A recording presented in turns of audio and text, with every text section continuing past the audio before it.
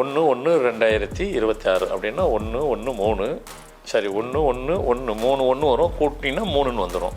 இதிலே விதிசார் நியூமராலஜி இந்த ஆண்டு வேலை செய்ய போகுதுன்னு சொன்னோம். என்ன சொன்னோம்? தனி மனிதனுக்கு நீங்கள் சொன்ன மாதிரி தனி மனிதனுக்கு தான் நியூமராலஜி வேலை செய்யுமா அப்படின்னா, இது வீடு அது நாடு, பல பல வீடு சேர்ந்தால் ஒரு நாடு.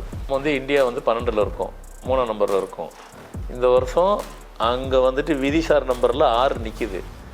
அதனால் ஒரு வார்த்தை யூஸ் பண்ணியிருக்கோம், டிப்ளமாட்டிக்காக நாம் செஞ்சுக்கிட்டாக்கா இந்தியா எஸ்கேப் ஆயிரும். லெஃப்ட்ல இண்டிகேட்டர், ரைட்ல கை, ஆனா ஸ்ட்ரைட்டா போகும். சாரி, லெஃப்ட்ல இண்டிகேட்டர், ரைட்ல கை போட்டு ஸ்ட்ரைட்டா போயிடுவோம். அதில் இந்தியா கில்லாடி. ஏன்னா அதுக்கு பேர் தான் ராஜதந்திரம். ஈரான் இப்போ நிற்கிறது இப்போ 2 பேரில் யார்? ஈரான் அமெரிக்கா அப்படின்னு பார்த்தீங்கன்னா ஈரான் தான். ஏன்னா அவன் ஸ்ட்ரைட்டு 9. ஈரான் நீங்கள் சொன்னீங்க, ஆனால் டெஹ்ரான்ங்கிறது நிறைய அடி வாங்கிருச்சு. ஈரான் தலைநகரம் டெஹ்ரான்.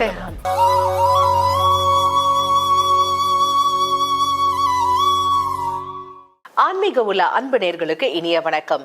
எண் கணிதம் அப்படிங்கிறது தனி நபரை சார்ந்த ஒரு விஷயம் மட்டும்தானா, அல்லது உலகியல் ரீதியாவது ஏதாவது குறிப்புகள் சொல்லப்பட்டிருக்கா?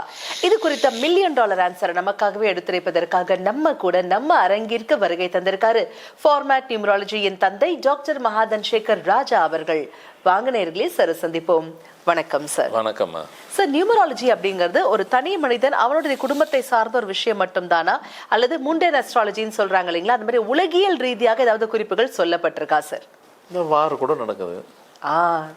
ஹாட் டாபிக் அதான் சார் கேட்க வந்திருக்கேன். இப்போ முண்டேன் நியூமராலஜின்னு ஒரு விஷயம் இருக்கு அப்படின்னாக்க, இப்போ எங்கோ இருக்கக்கூடிய ஈரான், இஸ்ரேல், அமெரிக்கன் வார்னால இப்போ நம்ம வீட்டில் அடுத்த வேளை சாப்பாடு கிடைக்குமா, சிலிண்டர் கிடைக்குமாங்கிற நிலையில நிறைய பேர் தவிச்சிட்டு இருக்காங்க சார். நிறைய பெட்ரோல் பங்க் எல்லாம் ஃபுல்லா இருக்கு, வண்டியில பெட்ரோல் இல்லவே இல்லைன்னு நிறைய பங்கு க்ளோஸ் பண்ணிட்டாங்க. அந்த நிலையில உலகம் முழுவதும் ஸ்தம்பிக்கக்கூடிய ஒரு நிலை ஏற்பட்டிருக்கு இல்லைங்களா? இவ்வளவு விஷயங்கள் நடக்குது. இந்த வார் குறித்து நியூமராலஜியில என்ன சொல்லப்பட்டிருக்கு சார்? நாம் டிசம்பர் மாதமே பேசிட்டோம், கண்டிப்பாக வாருன்றது ஒன்று நடந்தே ஆகும். அதுவும் அமெரிக்கன் இன்ஃப்ளூயன்ஸ் இருக்கும், மிடில் ஈஸ்ட் நடக்கும். நீங்க அப்படியே குறிப்போடு சொல்லியிருந்தீங்க சார், டிசம்பர் மந்த் எபிசோட்லயே சொல்லியிருக்கிறோம். அமெரிக்கா அதுல நிறைய டேமேஜ் ஆகும்னு சொல்லியிருக்கீங்க. இருக்கு, டைட்டிலே இருக்கும். கண்டிப்பா இது எந்த அளவுக்கு போவோம், எந்த அளவுக்கு நடக்கும். ஆனா ஒரு வார்த்தை கூட சொன்னோம், 12 நாள்ல வார் முடியும்னு சொன்னோம். 12 நாள் முடிஞ்சிருச்சே.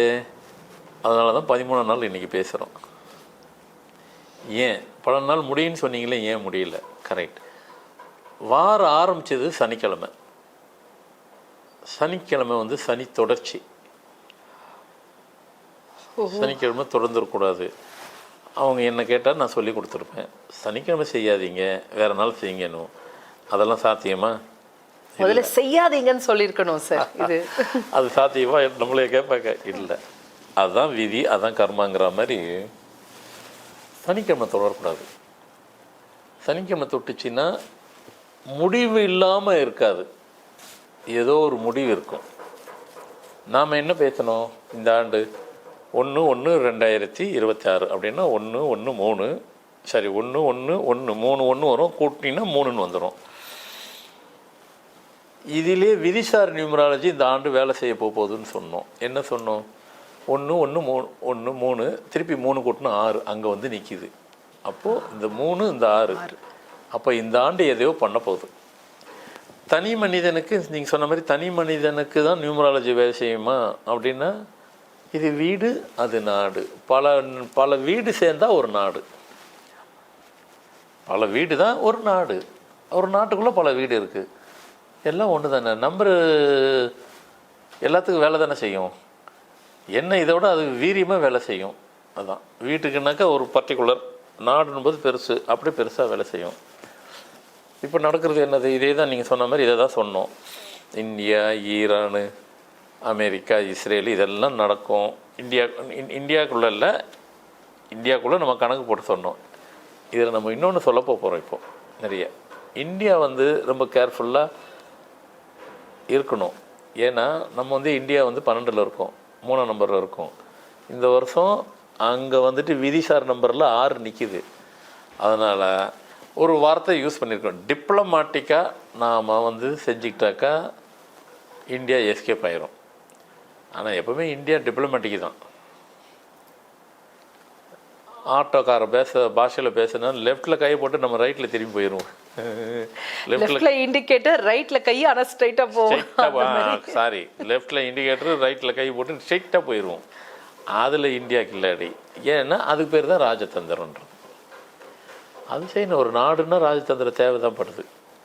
அதை நம்ம செய்வோம், செய்யணும். செஞ்சால் தான் எஸ்கேப் ஆக முடியும். இல்லைனாக்கா இந்த நாடு வந்து இப்போ உள்ளதுக்கு இந்த வார் வந்துட்டு என்ன சூழ்நிலை இருக்கோ எப்படி போகும் அப்படின்னாக்கா கண்டிப்பாக ஒரு 6 மாதத்துக்கு குறைவு இல்லாமல் வார் இருக்கும். ஓ, இப்போ உலகின் நிலை சார் அதுதான் கொஞ்சம் தர்ம சங்கடமாக தான் இருக்கும். ஆனால் இதில் ரொம்பவும் பயப்பட வேண்டியது ஒரு விஷயம். பயம் என்ன இல்லை, இஸ்ரேலு உலக மேப்பில் இருக்காது. ஓ, ஏன் அப்படின்னா அதுதான் இங்கே வருது. பார்த்தீங்கன்னா இஸ்ரேல் நம்பர் என்னது கூட்டினா 15-6 வரும். இங்கே இந்த ஆட்டு பிறந்தது 1-1-3-6. இந்த 6 தான் அங்கே காட்டுது. அப்போ ஈரான் 9 இருக்குது, அமெரிக்கா 18 இருக்குது. அமெரிக்கா ஏங்க பொதுவாகவே எப்போ பார்த்தாலும் எந்த நாட்டுக்குன்னா வம்பு வளர்க்குது அப்படின்னு ஒரு கேள்வி உள்ளுக்குள்ளே சில பேர் உங்கள் மைண்ட் வாய்ஸ்லாம் எனக்கு கேட்குது. ஆமாம் சார், எப்போ பாரு யாருனா போயிட்டு வம்பு வளர்த்துறாங்க இருக்க முடியாதா அப்படின்ட்டு. அதுக்கு காரணம் அவங்க இல்லைங்க, அவங்க ரொம்ப நல்லவங்க. அப்புறம் வேற எதுங்க, அமெரிக்கான்னு போட்டு பாருங்க 18ன்னு இருக்கும். 18னுடைய நம்பர்னுடைய குணம் என்னன்னாக்கா அது போர் குணம். மகாபாரதத்திலே பாருங்க 18 நாள் 18 வரும். 18ஆம் எண்ணு யாருக்குன்னா இருக்குன்னா கூட அவங்க போர் குணம் கொண்டவங்கள தான் இருப்பாங்க. ஒரு நாட்டுக்கு 18 இருந்ததுன்னா போர் தான் பண்ணுவாங்க, வார் தான் பண்ணுவாங்க. சார் ஆனா போன பிரசிடென்ட் அதுக்கு முந்தின பிரசிடென்ட் இருக்கும் போதெல்லாம் இவ்வளோ பிரச்சனை இல்லையே சார். இப்போ இருக்கக்கூடிய கரண்ட் பிரசிடென்ட் வந்தோடனே தானே சார் அமெரிக்காவால இவ்வளோ பிரச்சனைகள் வருது. சப்ஜெக்ட் இந்த பிரசிடென்ட்ல இருக்கும்போது வார் இருந்தது அந்த சொல்லி எந்த பிரசிடென்ட் இருந்தாலும் ஏதோ ஒரு வார் பண்ணிட்டு போயிடுறாங்கல்ல. இவங்க வார் பண்றது சின்னதா பண்றாங்களா பெருசா பண்றாங்களா குட்டியா பண்றாங்களா பெருசா பண்றாங்க, ஏதோ ஒரு வார் பண்றாங்களா இல்லையா, யாரு எடுத்துட்டு பாருங்க ஏதாவது ஒரு அமக்கலம். ஆமாங்க, அமெரிக்கான்னு 18 இருக்கு இல்லையா, 18 வந்து பேர் அமெரிக்கா இருக்கிற வரைக்கும் வார் பண்ணிக்கிட்டே தான் இருப்பாங்க, கடைசி வரைக்கும் இருக்கும். ரைட்டு, இப்போ சப்ஜெக்ட் வரும். இப்போ ஈரான், இஸ்ரேல், அமெரிக்கா இதனுடைய இது வந்து என்னன்னு கேட்டிங்கனாக்கா இஸ்ரேலு வரைபடத்தில் மிஸ் ஆகிறதுக்கு வாய்ப்பு இருக்குது. இதில் ஈரான் வந்து இப்போ நிற்கிறது இப்போ 2 பேரில் யார், ஈரான் அமெரிக்கா அப்படின்னு பார்த்தீங்கன்னா ஈரான் தான். ஏன்னா அவன் ஸ்டேட் 9. ஈரான் நீங்கள் சொன்னீங்க, ஆனால் டெஹ்ரான்ங்கிறது நிறைய அடி வாங்கிருச்சு. ஈரான் தலைநகரம் டெஹ்ரான், அது கொஞ்சம் அடி வாங்கிருச்சு. அது அடி வாங்காமல் இருந்தால் நல்லா இருந்திருக்குமே, கணக்கு கொஞ்சம் கரெக்டாக இருக்குமே, ஆனால் கணக்கு கொஞ்சம் இடிக்குதே அப்படின்ட்டு சில பேர் மைண்ட் வாஷ் கேட்டுச்சுன்னா டெஹ்ரான் அது வரைக்கும் பார்த்தீங்கன்னா நம்பர் 20 இருக்கும் தலைநகரம். நாடு வந்து 9 பேர் வச்சுக்கிட்டு தலைநகரம் 2 பேர், அதாவது 22 இருந்துச்சுன்னா அடி தான் வாங்கும். அவங்க லீடரும் வந்து கொல்லப்பட்டார். அப்போ 9க்கு 2 எப்பவுமே வந்து குவைட் ஆப்போசிட் தான் நம்பர். அது இருந்தால் அது அடி வாங்கிடும். கொஞ்சம் அடி தான் வாங்கியிருக்கு இல்லை, அதாவது அதனால் பாதிப்பு உண்டாயிருச்சான்னா ஆயிருக்கு. ஈரானுக்கு ஆகுமா, ஈரானுக்கு ஆகாது. தலைநகர் ஆயிருக்கு. டோட்டல் ஆகுமா, ஆகாது. இந்த வாரில் கடைசியினுடைய ஃபைனல் என்ன நடக்க போகுது, நாம் என்ன உலகத்துக்கு என்ன பாடம் கிடைக்க போகுது, கல்ஃபுக்கே வந்து இனிமேல் ஈரான் தான் அமெரிக்கா எப்படி நான் சொல்கிறத கேட்கணும் அப்படிங்கிற ஒரு கட்டாயத்துக்கு கல்ஃபுக்கு ஈரான் வந்து இனி கொண்டு வந்துடும். அவங்க கண்ட்ரோலில் தான் ஃபுல்லாக கல்ஃபே வரப்போகுது. ஏன்னா எப்பவுமே ஈரானுக்கு ஒரு பாரம்பரியம் உண்டு, இந்தியாவுக்கு பாரம்பரியம் இருக்குது, சைனாவுக்கும் பாரம்பரியம் இருக்குது, ஈரானுக்கும் உண்டு. அவங்களுடைய இதுக்கு வந்து நிறைய உண்டு. நம்மளை மாதிரி நமக்குள்ள எப்படி ஒரு கோட்பாடு உண்டு. இப்போ நம்ம மத வழிபாடில் கூட நமக்கு வந்து கோட்பாடு உண்டு, அவங்களதுலேயும் உண்டு, சைனாலேயும் இருக்குது. நம்ம அதை மீற மாட்டோம், அவங்களும் மீற மாட்டாங்க. அவங்க கோட்பாடை விட்டு நவர மாட்டாங்க. அவங்களது எல்லாமே ஒரு சிஸ்டம் தான். அந்த சிஸ்டத்தை சிஸ்டமேட்டிக்காக பண்ணுவாங்க. ரொம்ப நான் உள்ளெல்லாம் போய் பேசலை, என்ன உள்ளே போய் பேசினா அது அரசியல் ஆகும். நான் நம்பர் ரீதியாகவே நியூமராலஜி போது ரொம்ப இப்போ நான் சொன்னேன் இல்லையா, இந்தியா டிப்ளமேட்டிக்காக பண்ணணும், அதே மாதிரி தான் டிப்ளமேட்டிக்காக நம்ம பேசுகிறோம். கரெக்ட். ரொம்ப டீப்பாக உள்ளே போனீங்கன்னா அது பாலிடிக்ஸ் ஆயிடும். நம்ம அதை பேச வேண்டாம், இப்போதைக்கு தேவையும் இல்லை. அப்போ அமெரிக்காவின் நிலை என்ன ஆகும் சார்? அவங்க வந்து தோற்று போயிட்டாங்க அப்படிங்கிற மாதிரி தான் பேர் வரும். டிஃபிட் தான் ஆவாங்க, அவங்க வராது. அது ஏன்னா அவங்க எதுக்குறது வந்து அவங்களுக்கு ஈக்குவலாக உள்ள ஒரு நம்பர்கிட்ட மோதக்கூடாது. அவங்க 18னா 9, இவங்க ஷெய்ட் 9 ஈரான்.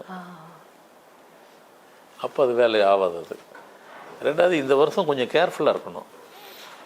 இந்த ஆண்டு வந்து வாருக்கு உண்டான ஆண்டுன்னு நம்ம ஆரம்பிக்கும் போது சொல்லிட்டோம். இந்த ஆண்டு எப்படி இருக்குன்னு போன ஆண்டு சொல்லும் போகும்போது டிசம்பரில் சொன்னோம், இந்த ஆண்டு போருக்கு உண்டான ஆண்டு, அதெல்லாம் நம்ம கேர்ஃபுல்லாக இருக்கணும். அப்படின்னும் போது போருக்கு உண்டான ஆண்டுன்னு போகும்போது நம்ம ஸ்டார்ட் பண்ண போகும்போது ஃபஸ்ட்டு இம்ப்ரெஷன்ற மாதிரி ஃபஸ்ட்டு அடியே வந்துட்டு கரெக்டாக இருந்திருக்கணும். அது சனிக்கிழமை தொற்றக்கூடாது. சனிக்கிழமை தொடும் போகும்போது தொடர ஆள் யாருன்னு ஒன்று இருக்குது.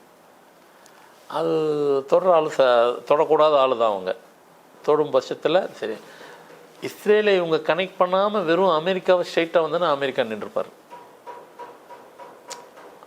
இந்த சப்ஜெக்டு ஈரானா அமெரிக்காவா அப்படின்னு 2 பேரும் பார்த்தீங்கன்னாக்கா அமெரிக்கா நின்றுருக்கோம். நீங்கள் இஸ்ரேலோட கனெக்ட் பண்ணும்போது, ஏன்னா இது வந்து இஸ்ரேலுக்கு தான் அங்கே கர்மா, இந்த கர்மா அமெரிக்காவும் பிடிச்சிக்குது, அமெரிக்கா அடி தான் வாங்கும். உலக பொருளாதாரத்தின் நிலை சார் கொஞ்சம் கஷ்டம்தான், கேள்விக்குறியாதான், கொஞ்சம் டஃப் தான். ஆனால் இந்தியா அப்படி இப்படி சொல்லி டிப்ளமேட்டிக் கொஞ்சம் எஸ்கேப் ஆயிரும். நம்ம அப்பயுமே சொன்னோம் இந்தியா அது எஸ்கேப் ஆயிரும். ஆனால் இருந்தாலும் இப்பவும் நம்ம வந்து டிப்ளமேட்டிக்காக சில இது கொஞ்சம் கேர்ஃபுல்லாக நம்ம வந்து அதுக்குள்ளே என்ட்ரு ஆகாமலே பார்த்துக்கிறணும். அது பண்ண மாட்டோம் எப்பவுமே. இந்தியா வந்து நடுநாடு போகாது, பண்ண மாட்டோம் சொல்கிறேன். நம்ம போகவும் கூடாது. ஏன்னா இந்த நாட்டு கர்மானுடைய நம்பர் அது மாதிரி இருக்குது. இந்த ஆண்டு கர்மானுடைய நம்பர் அப்படி இருக்குது. நாம் உள்ளே என்ட்ரு கொடுத்து நம்ம அது அந்த விலையை கொடுத்து வாங்க மாட்டோம், காசு கொடுத்து விலை வாங்க மாட்டோம். அமெரிக்கா வந்து காசு கொடுத்து தான் அந்த விலையை வாங்கியிருக்கு. அதனால் அதை ஃபேஸ் பண்ணணும். ஸோ அதனால் இந்த வார் வந்து இதில் தான் முடியும், இப்படி தான் போவோம், அப்படி தான் இருக்குங்கிறது டிசம்பர்லேயே சொன்னோம். இப்போ கொஞ்சம் பிரீஃபாக சொன்னோம். எஸ் சார், தெளிவா நீங்க சொல்ல நம்ம வந்து ஒரு நாள் போதுமா அப்படின்னு தான் கேட்க தோணுது. ஏன்னா அவ்வளவு தெளிவான விளக்கங்கள் கொடுக்குறீங்க. நேரமின்மை காரணமாக நிகழ்ச்சி நிறைய பகுதிக்கு நம்ம வந்தாச்சு சார். தெளிவான விளக்கங்கள் ஒவ்வொரு எபிசோட்லயும் எங்களுக்காகவே பதிவு பண்றீங்க சார். கொடான கொடி அன்பு நெஞ்சங்கள் அனைவர் சார்பாகவும் மனமார்ந்த நன்றிகள். என்னங்க எவ்வளவு சூப்பரான தெளிவான பிராக்டிக்கலான விளக்கங்கள் நம்ம சார் நமக்காகவே கொடுக்குறாரு இல்லையா? இது மாதிரி இன்னும் நிறைய பயனுள்ள வீடியோஸ் உங்களுக்காகவே லைனப் ஆகி வந்துட்டே இருக்கு நம்ம ஆன்மீக உலா யூடியூப் சேனல்ல. அதனால மறக்காம நம்ம சேனலை லைக் பண்ணுங்க, ஷேர் பண்ணுங்க, சப்ஸ்கிரைப் பண்ணுங்க, பெல் பட்டனை கிளிக் பண்ணுங்க. மீண்டும் சந்திப்போம். அதுவரை நன்றி, வணக்கம்.